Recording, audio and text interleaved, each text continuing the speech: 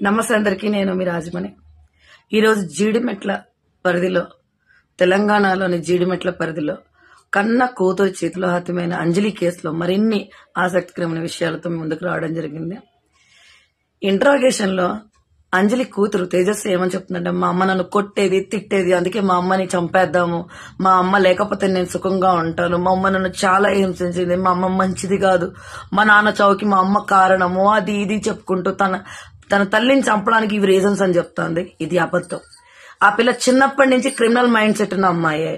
ఎందుకంటే వివరాల్లోకి వెళ్తే మనం వాళ్ళ ఇంటి దగ్గర ఎంక్వైరీ చేసినా కూడా, అంజలి గురించి పూర్తిగా ఎంక్వైరీ చేసినా కూడా, అంజలి తన పిల్లల్ని తన భర్త చనిపోయిన తర్వాత, ఫస్ట్ భర్త చనిపోయిన తర్వాత, తేజస్వి తండ్రి చనిపోయిన తర్వాత గానీ, సెకండ్ పెళ్లి చేసుకున్న అతను చనిపోయిన 1 సంవత్సరం ముందు అతను చనిపోయిన తర్వాత గానీ, ఎప్పుడైనా గానీ ఆమె కష్టం చేసుకునే బ్రతికింది. నలుగురు కోసం కష్టపడింది.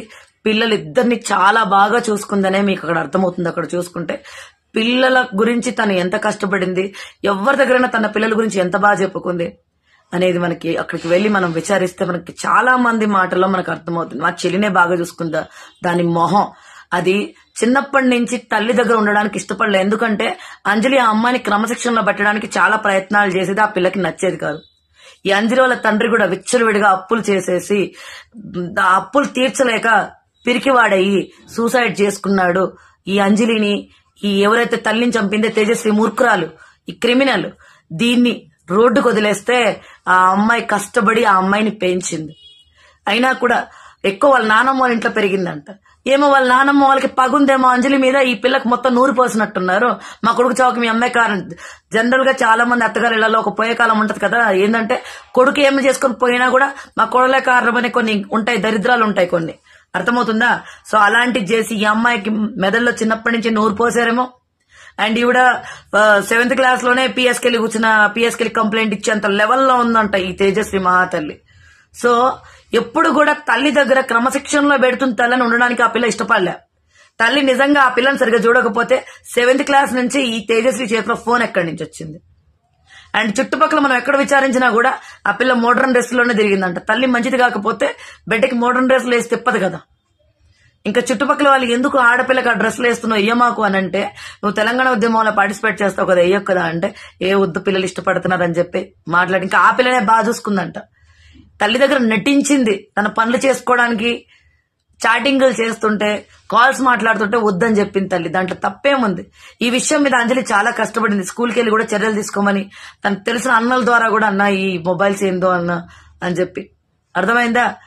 సంవత్సరం బ్యాక్ తన 2వ భర్త చనిపోయిన తర్వాత ఆ బాధలో ఉన్న ఆమె యొక్క పరిస్థితిని అర్థం చేసుకోకుండా, మా తల్లి మమ్మల్ని కష్టపడి పెంచుతుంది, మా నాన్న పిరికి సన్నాసై సూసైడ్ చేసుకొని చచ్చిపోయాడు, మరి మమ్మల్ని మా అమ్మ ఆడదై పెంచుతున్న ఆలోచన లేకుండా చాటింగులు యాప్ల్లో, ఇన్స్టాగ్రామ్ యాప్ల్లో చాటింగులు చేసుకుంటూ ఈ డీజే ఒక టచ్ లో వచ్చి వాళ్ళకి కూడా తల్లి మీద నెగిటివ్ ఏనంట. దీన్ని మరి బై బర్త్ క్రిమినల్ ఆగకపోతే ఏమనుకుంటారు? తన కర్మగాలి ఈ క్రిమినల్ ని అన్నది అనుకోవాలి అంతే. ఆ పిల్ల తన జల్సాలకి చాటింగ్లు, కాల్స్ వద్దని టైట్ చేసింది. ఏం కొట్టేది కాదంట, అంతగానో ఏం కొట్టేది కాదంట. ఏంటి తల్లి అంట పొడుకోబెట్టిందని స్కూల్లో చెప్పిందంట. వెళ్ళి ఏ తల్లన్నా కన్నబిడ్డని పొడుకోబెట్టాలని ఏ కన్న తల్లి చూడదు. అలాంటి విషయాలు మేము చాలా తక్కువగా విన్నాము కూడా. అర్థం, అలాంటి వ్యక్తి అంజలికి కాదు. అంజలి కన్నబిడ్డల్ని పొడుకోబెట్టడానికి చూసేంత గలీజాడిది కాదు. అర్థమవుతుందా? అంజలి తన పిల్లల్ని ఎంత బాగా చూసుకుంది, ఈ పిల్ల కన్నా చిన్నామ కన్నా కూడా పెద్దామని ఎంత బాగా చూసుకుంది అనేది మాకు తెలుసు. మన దౌర్భాగ్యాలు తల్లి మీద పగ పెంచుకొని, తల్లి క్రమశిక్షణలో పెడుతుంటే ఇష్టపడక, తల్లి మీద లేనిపోని చెప్పుకొని, తనకి లైఫ్ లో ఒక మగాడు వచ్చేదాకా తల్లి దగ్గర నటించి అన్ని, మరి ఎందుకు తల్లి పెట్టిన తిండి ఎందుకు తిన్నది, తల్లి కొనిచ్చిన బట్టలు ఎందుకు వేసుకున్నది, చంపేంత తెలివి నీకుందిగా చిన్నప్పటి నుంచి. మరి తల్లి బట్టలు అవన్నీ కొనిచ్చేది లేకుండే కదా, బట్టలన్నీ కొనిపించుకునేది లేకుండే, తల్లి పెట్టిన ఫుడ్ తినేది లేకుండే, తల్లి కడుపులోంచి బయటకు వచ్చి తల్లి పెట్టిన తిండి పిండం తిన్నట్టుగా తిని, నా తల్లి మంచిది కాదని స్కూల్లోనూ అక్కడ ఇక్కడ ప్రచారాలు చేసుకుని, ఈరోజు సిగ్గు లేకుండా కన్న తల్లిని చంపిన నీది ఒక జన్మేనా అనే రేంజ్ లో బ్రతుకుతున్నావే నువ్వు. ఏం మాట్లాడుతున్నా? నా తల్లి కొట్టింది తిట్టిందా, నువ్వు చిల్లరేషాలు వేస్తే నీ లైఫ్ ఏమైపోద్దా అని ఏ తలన్నా బెదిరించింది. ఏమే నువ్వు తిరిగి రాకూడదని వాళ్ళ ఇంటికి వెళ్ళిపోయావా? ఏమే నాకు అర్థం కాదు. నువ్వు సంవత్సరం బ్యాక్ పరిచయం అయ్యావే తేజస్వి, నీ సంవత్సరం బ్యాక్ అయినా నీ గురించే వాడు నీలాంటి ఆడదాని గురించే మర్డర్ చేశాడంటే రేపు వాళ్ళ లైఫ్ లోకి వెళ్ళిన తర్వాత నిన్నేం చేస్తాడన్న ఆలోచన ఉందే. కన్న తల్లులు తండ్రులు అందుకే లవ్ మ్యారేజ్ చేయడానికి వెనకాడతారు. ఎందుకంటే తల్లిదండ్రులు నిలబడి చేసిన పెళ్లిళ్ళకి ఎంతో కొంత ఎవరైనా ఆ పిల్లాడు అల్లుడు అంటే భర్త కూతుర్ని ఏమైనా ఇబ్బంది పెడితే మేము ఉన్నాం కదా, మేము మాట్లాడతాం, మేం కదా చేసిందని మాట్లాడగలుగుతారు. మీ ఇష్టాల కొద్ది మీరు పెళ్లి చేసుకుని పోతే రేపు వాడు ఇబ్బంది పెట్టినప్పుడు ఎవడు మాట్లాడడానికి సరిపోతాడు, నువ్వు ఇచ్చి పెళ్లి చేసా వచ్చి మాట్లాడుతున్నావు అంటారు. అప్పుడు సంక నాకిపోతారే. ఏమో నీ తల్లి కన్నా శివ వాళ్ళ తల్లి బెటర్ అనిపించిందా? కన్న కొడుకు మర్డర్ చేస్తే కూడా ఏం కాదండి చంపి పారదెంగడం బెటర్ అన్న తల్లి, ఆ తల్లి మంచిది.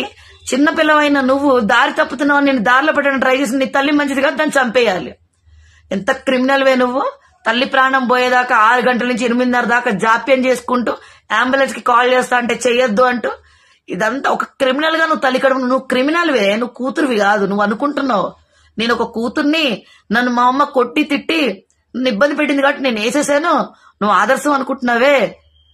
నీది ఆదర్శం కాదే. నిన్ను చూశాక ఇంకా బిడ్డల్ని నమ్మలేని పరిస్థితి తల్లిదండ్రులు వచ్చేసారే, నువ్వు ఆ రకంగా ఆదర్శం అయ్యావు. కాబట్టి జీవితంలో ఏ బిడ్డ కూడా ఏ తల్లితో నీలాగా చేయకుండా ఇదో పెద్ద గుణపాఠం చెప్పావే నువ్వు. ఇది గుణపాఠం చెప్పావు, అర్థమవుతుందా? కన్న బిడ్డలు కన్న తల్లిదండ్రులకి ఎట్లా కొరివి కట్టెలవుతారు అనేది నువ్వే ఎగ్జాంపులే, అర్థమవుతుందా? అదే గవర్నమెంట్ స్కూల్లో చాలా మంది పిల్లలు ఉన్నారు, నీలాగా ఎవరైనా చేశారా? నువ్వు అసలు స్కూల్కే సరిగ్గా వెళ్ళేదానివి కాదంట కదే. నువ్వేమన్నా మంచి పిల్లవా? మీ అమ్మ పొద్దున వెళ్ళిపోయేది కష్టం చేసుకోవడానికి, సాయంత్రం వచ్చేది. నువ్వేం చేసావే మీ అమ్మకి? ఒక బిడ్డగా నువ్వేం చేసావు? ఏమే మీ అమ్మ నిన్ను సరిగ్గా చూసుకోలేదా? మీ అమ్మ సరిగ్గా చూసుకుందే నీ ఒంటి మీద 3 డ్రెస్లు వచ్చాయా? మీ అమ్మ సరిగ్గా చూసుకుందే నువ్వు లోకల్ గా వెళ్ళి ఫ్రైడ్ రైస్లు గాడిది గుడ్డు కంగర పీస్ అంతా తినుకుంటా కూర్చున్నావు? మీ అమ్మ సరిగ్గా చూసుకుందే నీకు మొబైల్ రీఛార్జ్లు వచ్చాయా? ఏమే మీ అమ్మ సరిగా చూసుకుందే నీకు బంగారం డబ్బు ఏదైతే నువ్వు ఎత్తుకుపోయావు కదా అది వచ్చిందా? మీ అమ్మ సరిగా చూసుకుందే సింగిల్ బెడ్రూమ్ లోపల బాత్రూమ్ ఉన్న రూమ్ ఇంట్లో నువ్వు ఉంటున్నావు పద్ధతిగా. ఏం పిల్లలే మీరు? తల్లిని ఆవేశంలో చంపాను, నేను లవ్ కోసం చంపాననే ఆలోచన లేకుండా నా తల్లి మంచిది కాదు అని తల్లిని బ్లేమ్ చేసుకుంటూ నువ్వు చంపింది సమర్థించుకుంటున్నావా? ఇప్పుడు కాదే, ఇప్పుడు కాదు. నువ్వు శిక్ష అనుభవించి ఒకవేళ నువ్వు నిజంగా బ్రతికి బయటకు వస్తే ఆ తర్వాత జనాలలో నీకు దొరికే రెస్పెక్ట్ ఉంటుంది చూడు, అప్పుడు నీకు నీ తల్లి విలువ తెలుస్తుంది. అర్థమవుతుందనే? మీకు ఇప్పుడు తెలీదు మీరు చేసిన పని అనేది. నువ్వు ప్రపంచానికి ఒక సింబల్ అయిపోయావే. అసలు తెలంగాణలోనే నంబర్ 1 కేసు అయింది నీది, అర్థమైందా? గొప్పదానివే తల్లి. నిన్ను అసలు నువ్వు ఎందుకు చేసావని అడగడమే పెద్ద పాపం నన్ను అడిగితే. ఎందుకంటే నువ్వు క్రిమినల్ బై బర్తే, నువ్వు క్రిమినల్ పుట్టా మీ అమ్మకి. నిన్ను క్రమశిక్షణలో పెట్టడానికి ట్రై చేసిన తల్లిని అందరి ముందు బ్లేమ్ చేసుకుంటూ ఎప్పుడు చంపేద్దామని ఎదురు చూస్తూ ఒక మగాడి అండ దొరకగానే వాడిని కూడా ఫోర్స్ చేసి చంపేదాకా ఊరుకోకుండా మళ్ళీ వీళ్ళు ఇప్పుడు ఇంటర్వ్యూషన్ మా అమ్మ మంచిది కాదు అందుకే చంపానని చెప్తారు. గొప్పదానివే తల్లి.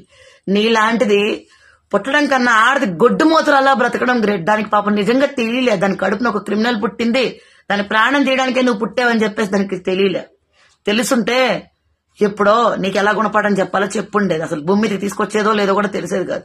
పిచ్చిదే అది. మీ నాన్న అప్పులు చేసేసి మిమ్మల్ని రోడ్డుకు వదిలేసిపోతే నా బిడ్డ అనుకుని తనలాడింది. నువ్వు మీ నానమ్మ ఇంటికి పారిపోతే కూడా నా బిడ్డను నేను చూసుకుంటానని వచ్చి వెంపర్లాడింది.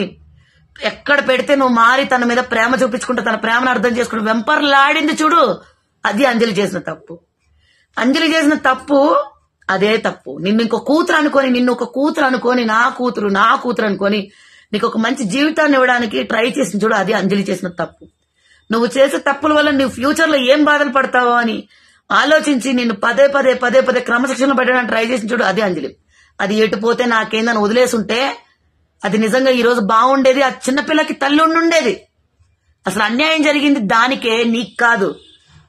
దానికి అది అసలు వాళ్ళ అమ్మని అడుగు ఉండాల్సింది. అది గుర్తుపట్టుంటే నువ్వు ఒక క్రిమినల్ అని వాళ్ళ అమ్మని అదన్నా కాపాడుకుని ఉండేదేమో అని నాకు అనిపిస్తాను. గొప్ప కూతురువే. నీలాంటి కూతురు పుట్టకుండా గొడ్డు మూత్రాల్లో బ్రతికినంత సుఖం లేదే తల్లికి.